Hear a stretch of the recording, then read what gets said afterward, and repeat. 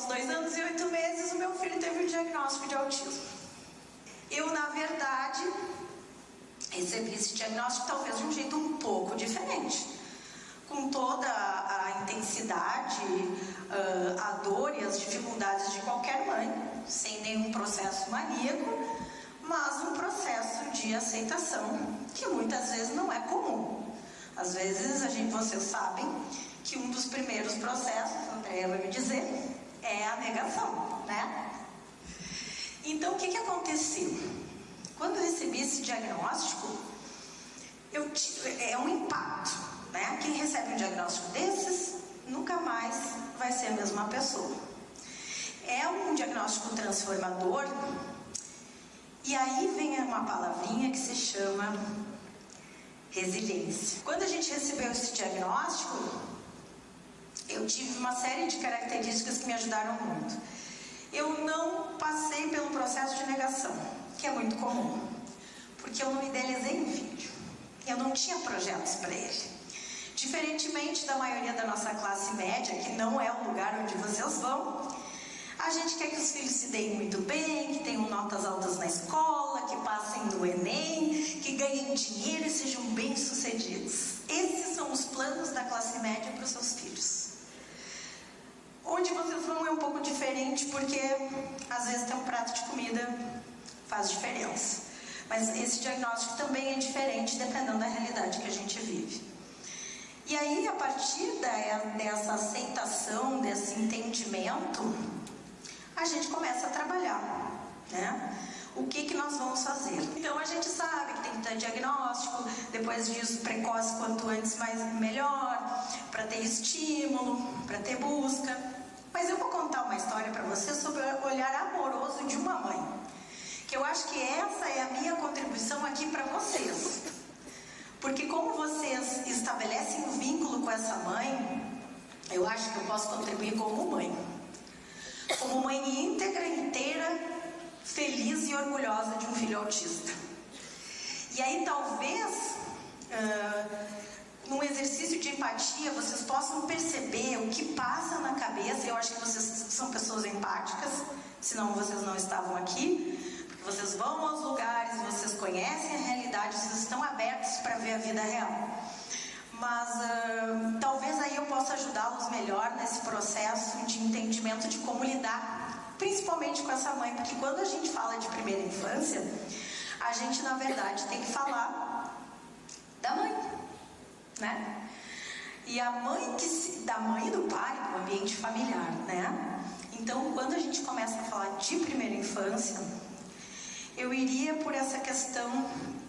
Essa mãe, ela é impactada por uma série de situações. É uma mãe que primeiro, em tese, tem um luto, fora o processo de negação. E aí depois disso tudo, essa mãe tem que batalhar por acesso. Você sabe do que eu estou falando, né? Acesso. Acesso no Brasil, meu Deus, o acesso. Versus saúde mental. Então imagina o tamanho disso na cabeça dessa mãe, né? Porque a gente sabe que até quem tem impossibilidades tem um certo processo de negação e de procura de apoio de profissionais da saúde mental. E eu encontrei meus anjos na terra, entende? Os meus anjos na terra foram profissionais da saúde, da educação, da área de apoio às crianças com dificuldades, com altas habilidades. E eu tive a sorte de ter uma mulher maravilhosa, que é a minha psiquiatra, que se chama Silza Tramontina, que é uma mulher que hoje é presidente da Associação Gaúcha de Psiquiatria do Departamento da Infância e da Adolescência, chefe do ambulatório da Infância e da Adolescência do Hospital de Clínicas, e uma mulher guerreira. Tem um altar lá na casa dela para mim, na minha casa para ela, e ela sabe disso. Por quê? Porque a gente tem que usar o raciocínio. Lidar com as nossas verdades é entender, assumir e nos desconstruir. Quem faz terapia sabe o que é. Todos os dias a gente lidar com as nossas verdades. E nós vivemos uma sociedade que não lida com a verdade. As pessoas escondem os seus problemas, as pessoas escondem de si mesmo, a gente se mente, a gente se engana o tempo todo, a gente finge pra gente mesmo, fingir pra gente mesmo. E sabe o que acontece quando a gente não lida com a verdade? A gente entra em conflito, em sofrimento e as coisas não dão certo.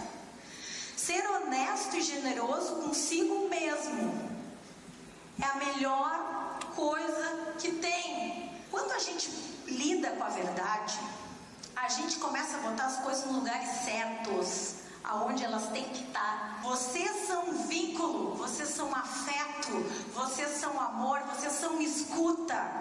Escuta generosa, escuta acolhedora. É o que eu faço quando eu vou nos lugares. Eu faço uma escuta. E como eu não faço matéria de denúncia, eu vou lá para escutar histórias. Quanto mais bonita for, eu faço uma escuta generosa. Então, o que vocês podem fazer?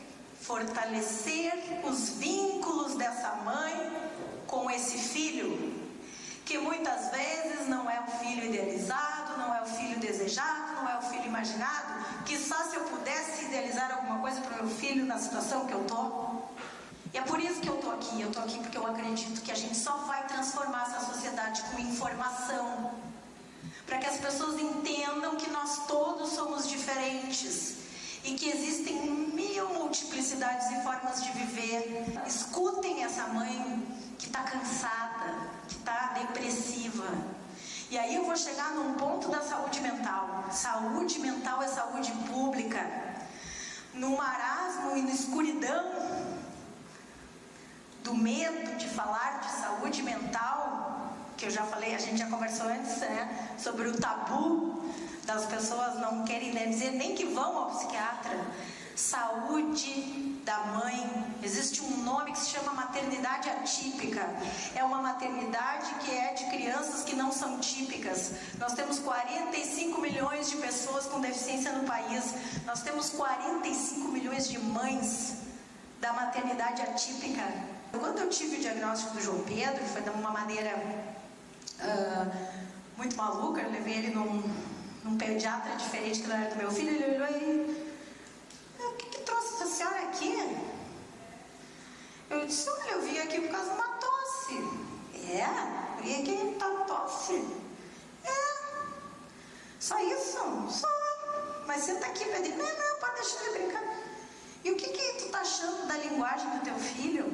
Eu sei das melhores e das piores coisas, né? Eu sei que tem autistas que...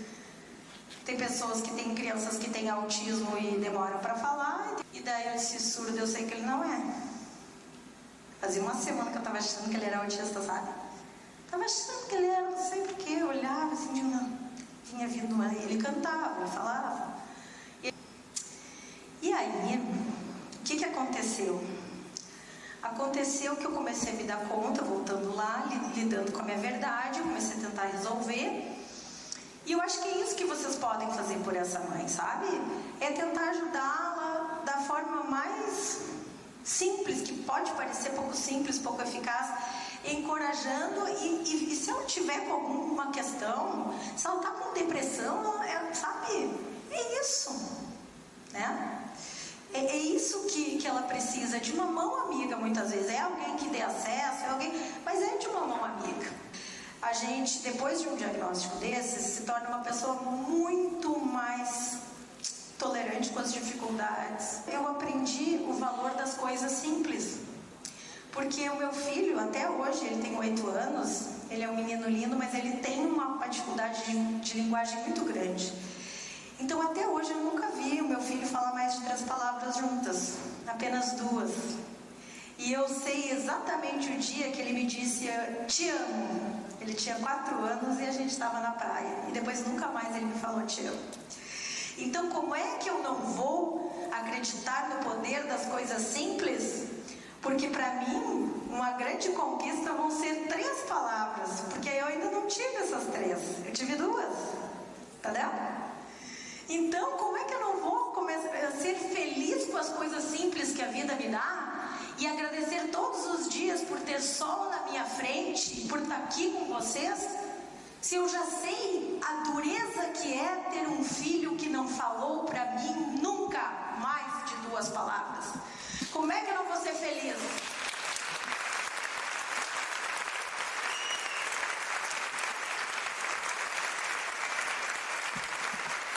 E para terminar, eu queria deixar vocês essa música que eu deixei, foi uma pistinha que eu deixei, porque cantar, vocês sabem, porque vocês são educadores e pessoas da saúde mental, cantar é uma maneira de acalentar, de aconchegar, de maternar, de fortalecer vínculo. Quem canta para o filho vai ter esse repertório para o resto da vida. Essa música que eu comecei a nossa conversa, ela é uma música que eu canto para o Pedrinho. E aí, eu vou terminar com essa fala que é aceitação. Então a gente canta muito porque a única coisa que o meu filho faz bem é cantar.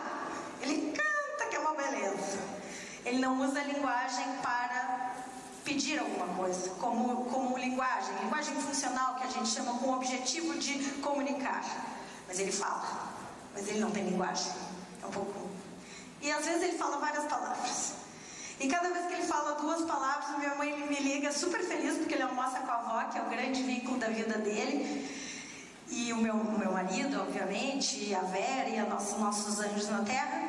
Cada vez que ele fala alguma coisa, minha mãe, olha, Bel, hoje ele falou. Então tá.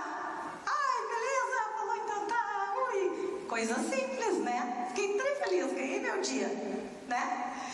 E teve uma vez, quando o Pedrinho tinha 3 anos de idade, quando ele era bem pequeno, ele tinha uns mini apagãozinhos, assim, sabe? E eu tava meio com medo que ele tivesse epilepsia. Então eu tava já ligada, né? Porque saber tudo é uma droga, né? Porque tu fica só esperando o próximo tufo. Qual vai ser a próxima comorbidade do guri? Tem uma comorbidade, hiperatividade. Puxou a mim. E aí eu disse assim, se usar, ele tá dando umas retiradas assim do ar, entendeu? É microsegundos, é 3 segundos e depois ele volta.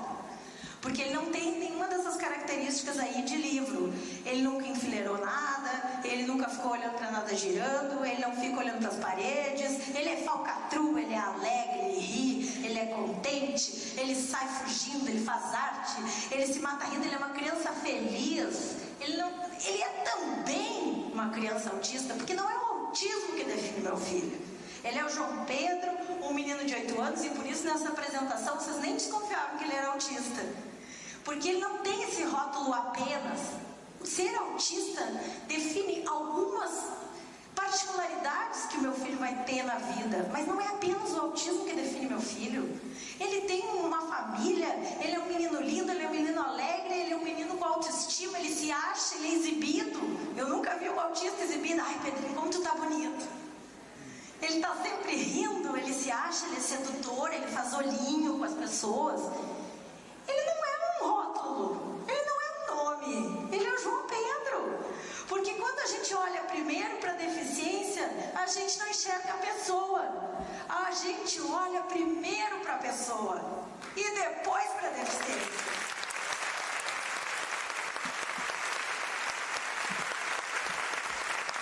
A deficiência é um detalhe que traz para o João Pedro determinadas características e dificuldades que ele vai ter que batalhar na vida. Eu vou deixar com vocês a